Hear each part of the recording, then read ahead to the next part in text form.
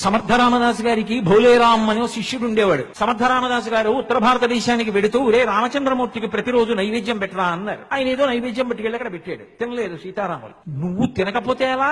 నా కోసం కాదు, మా గురువు గారు చెప్పారు తినన్నాడు. ఆయన తినలేదు. నువ్వు తినకపోతే నేను గురువు గారికి ఇచ్చిన మాట పోతుంది, తింటావా తినవా ఆయన ఊరుకున్నాడు. ఆయన తల కొట్టేసుకోవడం మొదలెట్టాడు. మా గురువు గారికి తెలిస్తే ఏమైపోతాను, నేను గురువు గారికి ఇచ్చిన మాట పోయిందని తల కొట్టుకున్నాడు. వెంటనే గబగబా రాముడు సీతమ్మ తినేశారు. అంతా తినేశాక మా గురువు గారు మిగిలిన ప్రసాదం తినేసేవారు. అంతా తినేశారు, నేనేం తినాలన్నాడు. అయ్యి బాబో ఇదొక్కడ కూడా నీకు అట్టేసి పెడతానని సీతమ్మ అట్టేసి పెట్టింది. తీరా అట్టేసి అరిటాకులో పెట్టాకన్నాడు. మా గురువు గారికి అట్లంటే చాలా ఇష్టం, నేను మా గురువు గారికి పెట్టకుండా తిన్నా, మా గురువు గారి దగ్గరికి ఎడతానని పరిగెత్తడం మొదలెట్టాడు. ఒరే గురువు గారు కాశీ వెళుతున్నారా, ఎక్కడికో వెళ్ళిపోయాడు, ఇప్పటికి నువ్వు ఎప్పటికట్టట్టు కడతావు, తినరా నాయన అంది సీతమ్మ.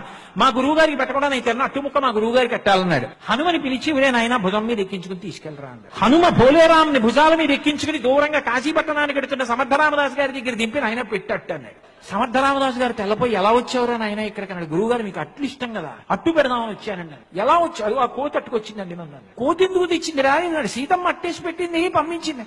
ఒరే కోతి ఏమిట్రా? హనుమరా మహానుభావుడు భుజాల మీద ఎక్కువచ్చా. గురువు గారు హనుమో సీతమ్మో పక్కకు వదిలేయండి, మీకు అట్టెట్టేనా లేదా నాకంతే. సమర్థరామదాసు గారు అట్టుముక్క తిన్న తర్వాత మళ్ళీ హనుమ భుజాల మీద కూర్చుని మళ్ళీ దేవాలయానికి వెళ్ళిపోయాడు. ఆయన పోనీ గురువు గారు తనలేదు. గురువు మాట, గురువు గౌరవం అంతే.